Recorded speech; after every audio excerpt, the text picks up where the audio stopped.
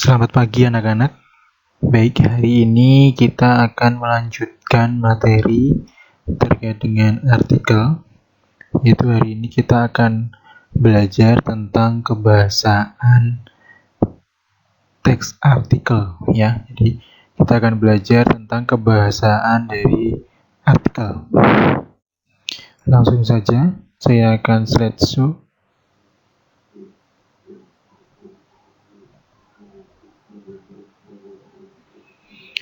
Nah, dalam artikel, kalau kita lihat kebahasaannya itu ada 3 ya.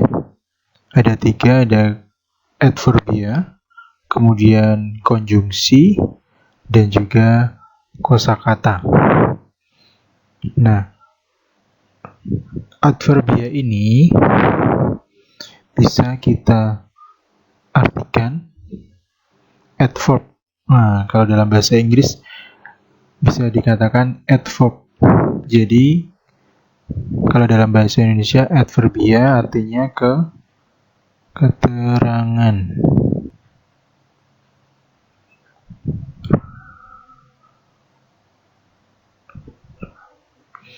Kemudian konjungsi. Konjungsi itu kata penghubung ya.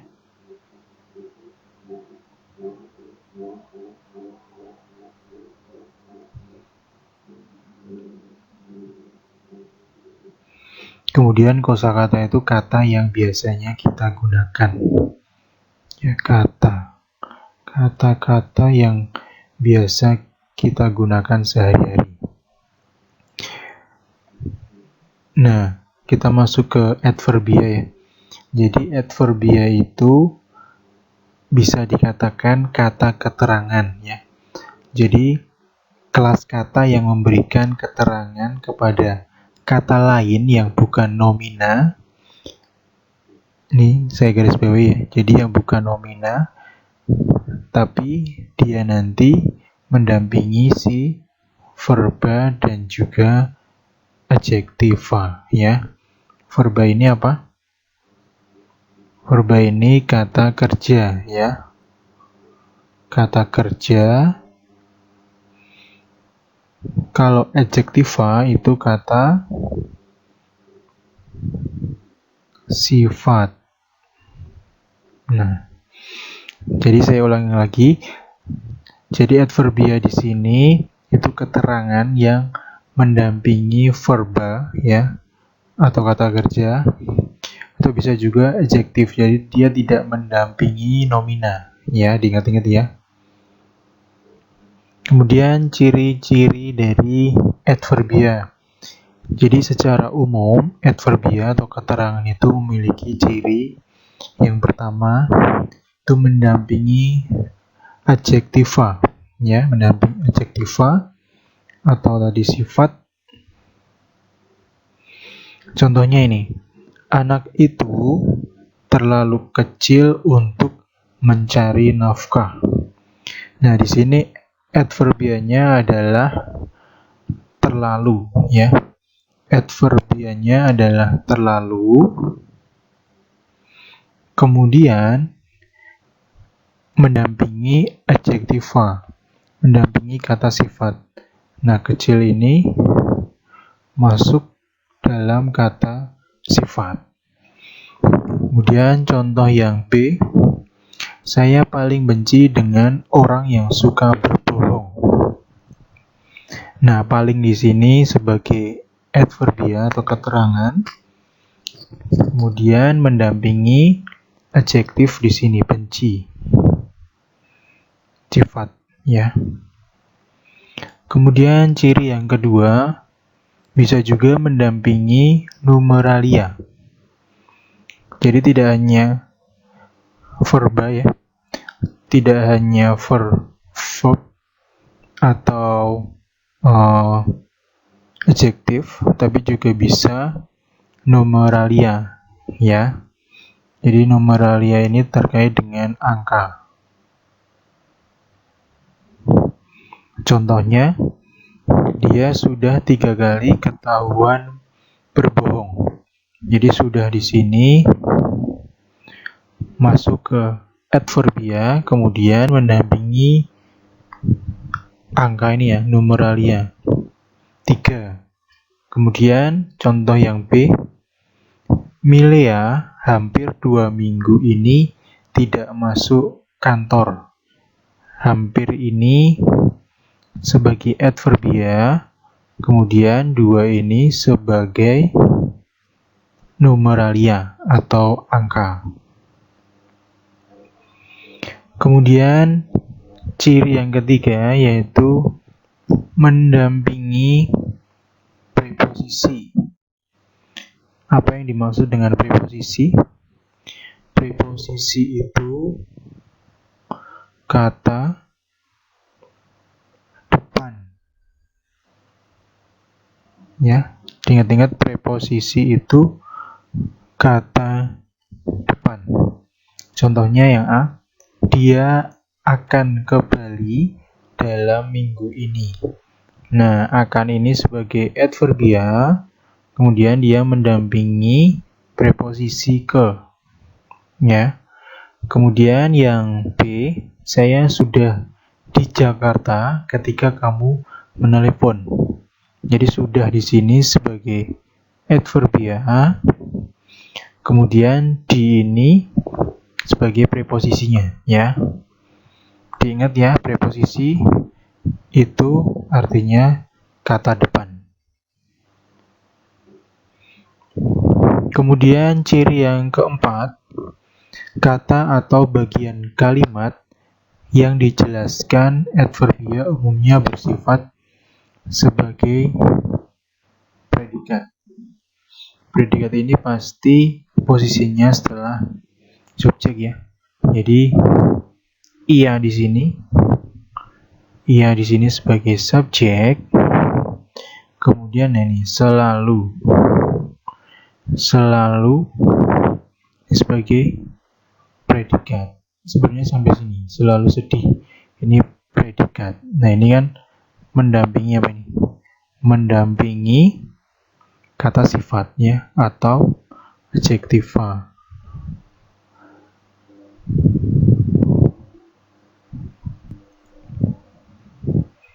Kemudian ciri yang kelima, sebagian ada adverbia yang menerangkan kata atau bagian kalimat yang tidak berfungsi sebagai predikat. Nah, bisa juga si adverbia ini menerangkan kata atau bagian kalimat yang tidak berfungsi sebagai predikat. Contohnya ini. Anaknya saja tidak mau mendengarkan perkataannya. Nah, predikatnya yang mana kalau kalimat ini? Kalau kalimat ini, predikatnya yang ini. Tidak mau mendengarkan, ya. Jadi predikatnya yang ini tidak mau mendengarkan. Tapi di sini si adverbianya posisinya sebagai subjek, ya. Anaknya saja tidak mau mendengarkan siapa? Ini objeknya. Perkataannya. Jadi adverbia ini tidak mesti masuk dalam predikat, tapi juga bisa masuk ke dalam subjek. Asal di sini ada adverbianya, ya.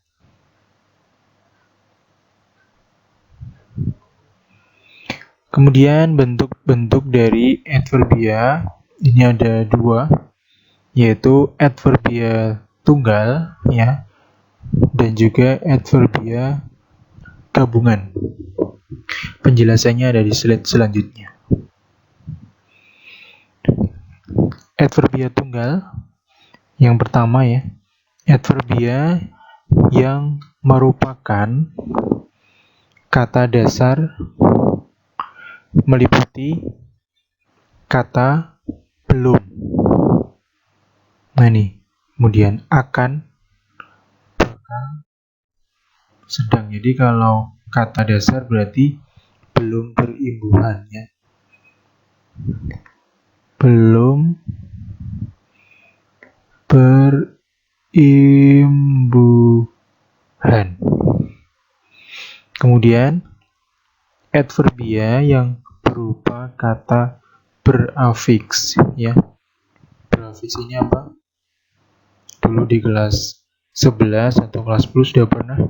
Jadi berafiks ini adalah imbuhan ya. Jadi dia terdapat imbuhannya. Contohnya ini akhirnya. Nah, kata dasarnya kan akhir, kemudian diimbuhi-nya. Sebelum ini kata dasarnya belum kan. Imbuhannya se. Biasa kata dasar nya imbuhan. Kemudian terlalu, ternya imbuhan, lalu ini kata dasarnya. Kemudian yang ketiga, adverbia yang berupa kata ulang. Jadi kata adverbianya itu diulang ya. Betul-betul. Kemudian ada lagi jauh-jauh. Selanjutnya adverbia gabungan. Yang pertama, adverbia yang berdampingan, meliputi juga, lebih, kemudian juga, hanya, juga, akan, juga, sudah. Jadi nanti ini bisa dikatakan sebagai frasa ya, karena gabungan kata atau gabungan kata.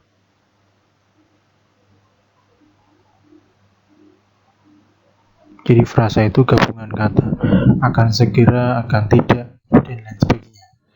Kemudian adverbia yang tidak berdampingan, meliputi ini ya, akan titik-titik lagi. Nah, nanti ada lanjutannya. Di sini kamu bisa isi apa nanti. Kemudian tidak titik-titik lagi. Terus lebih titik-titik lagi. Misalkan di sini tidak berjumpa lagi, juga bisa ya. Kemudian dan cukup sekali saja, itu juga bisa. Kemudian adverbia dari segi perilaku semantisnya itu bisa kalian lihat di sini ya, banyak sekali. Nanti bisa kalian baca sendiri. Ini yang pertama ada adverbia kualitatif ya, meliputi kata sangat, terlalu, dan sebagainya. Kemudian ada adverbia kuantitatif, itu meliputi kata sedikit, kemudian banyak, cukup, terus kira-kira. Kemudian yang C, adverbia limitatif, meliputi kata hanya, saja, sekadar. Lalu adverbia frekuentatif, meliputi kata selalu, jarang, kadang-kadang, sering, atau kerap. Kemudian adverbia kewaktuan meliputi kata baru, akan segera, juga akan, jadi yang menunjukkan waktu. Kemudian adverbia keceraan meliputi kata diam-diam, secepatnya, dan pelan-pelan, jadi keterangan yang menunjukkan cara. Kemudian adverbia kontrastif meliputi bahkan, malahan, justru, jadi yang sifatnya kontra ya. Kemudian adverbia keniscayaan meliputi kata pasti, niscaya, dan tentu. Kemudian adverbia pengharapan meliputi kata semoga, moga-moga, mudah-mudahan. Lalu adverbia ketidakpastian meliputi kata mungkin, barangkali. Lalu adverbia keinginan meliputi kata ingin.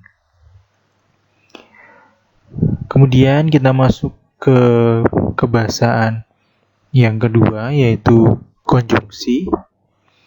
Konjungsi ini sering kalian jumpai ya. Ini cuma diulang-ulang aja, di kelas 10 juga sudah pernah. Jadi konjungsi itu bisa kita sebut kata sambung atau kata hubung. Jadi kata tugas yang menghubungkan dua satuan bahasa yang sederajat. Kata dengan kata, terus frasa dengan frasa, atau kalimat dengan kalimat, itu juga bisa. Misalkan kalau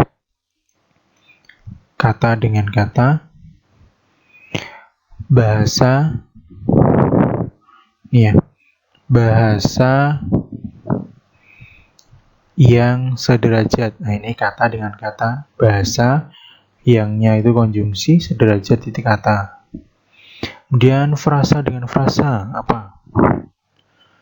Frasa dengan frasa, misalkan frasa benda ya. Misalkan wayang kulit dan wayang golek. Nah, ini frasa benda ya, gabungan kata benda, dannya ini sebagai konjungsi, terus wayang ini juga termasuk frasa benda. Kemudian kalimat dengan kalimat, nanti kalian bisa cari sendiri ya. Kemudian berdasarkan perilaku sintaksisnya, dalam kalimat konjungsi dibagi menjadi 4 kelompok. Jadi yang pertama itu ada konjungsi koordinatif, kemudian konjungsi korelatif, konjungsi subkoordinatif, kemudian ada pula konjungsi antar kalimat yang berfungsi pada tataran wacana.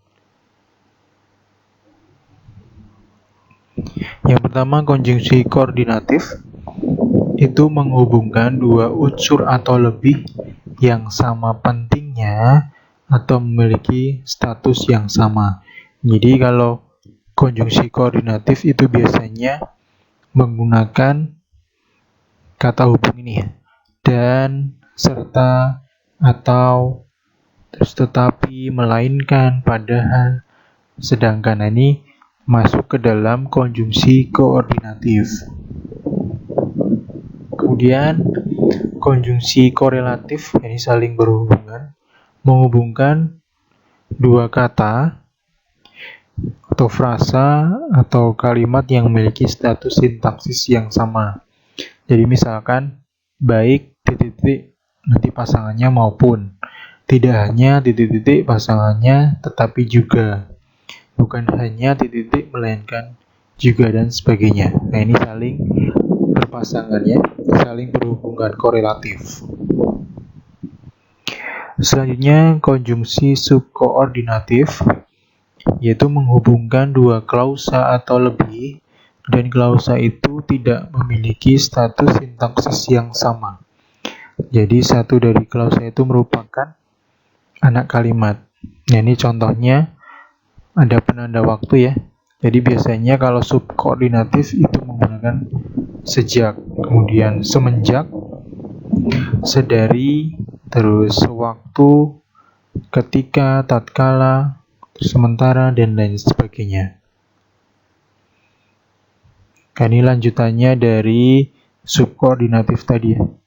Jadi ada juga penanda syarat, kemudian penanda pengandaian, penanda tujuan, terus penanda konsesif, penanda pembandingan, penanda hasil, penanda sebab, penanda alat, penanda cara, terus penanda komplementasi, penanda atributif, penanda perbandingan. Nanti contohnya ini bisa kalian buka lagi ya, disertai dengan kalian nanti cari contohnya seperti apa. Kemudian masih ada lagi konjungsi antar kalimatnya. Jadi ini menghubungkan kalimat satu ya dengan kalimat yang lainnya. Jadi berbeda dengan konjungsi sebelumnya. Konjungsi antar kalimat ini menghubungkan satu kalimat full itu dengan kalimat yang lainnya. Contohnya ini menggunakan kata biarpun demikian atau begitu. Kemudian sekalipun demikian atau begitu, walaupun demikian atau begitu. Jadi yang keempat ini bisa kita katakan atau ini merupakan konjungsi yang menyatakan pertentangan dari kalimat sebelumnya ya. Terus ada lagi menggunakan kemudian, sesudah itu, selanjutnya. Nah, ini menyatakan lanjutan. Terus ada tambahan pula, lagi pula, selain itu ini menyatakan adanya hal di luar dari telah dinyatakan sebelumnya. Terus ada juga sebaliknya, itu menyatakan kebalikan. Ada lagi sesungguhnya, bahwasanya itu menyatakan keadaan yang sebenarnya. Terus ada lagi malahan atau bahkan, itu menguatkan keadaan. Terus konjungsi antar kalimat yang lain ada akan tetapi dan namun. Ini menyatakan pertentangan. Terus dengan demikian itu menyatakan konsekuensi. Lalu selanjutnya oleh karena itu, oleh sebab itu, ini menyatakan akibat. Yang terakhir ini sebelum itu, ini menyatakan kejadian yang mendahului hal yang dinyatakan sebelumnya. Kemudian kosakata. Ini kebahasan yang terakhir. Kosakata itu merupakan perbendaharaan kata, ya. Jadi kosakata itu bisa kita temukan di berbagai macam bacaan ya, atau kalian berbicara itu juga menggunakan kosakata. Kosakata yang digunakan kalau dalam artikel ini biasanya yang digunakan luas dan juga menarik. Kenapa menarik? Karena nanti akan menarik perhatian dari si pembaca. Baik, Bapak sudah menjelaskan ketiga kebahasaan di dalam artikel. Semoga bermanfaat. Kalau ada pertanyaan, silahkan tulis di kolom komentar. Terima kasih. Sekian dari saya. Wassalamualaikum warahmatullahi wabarakatuh.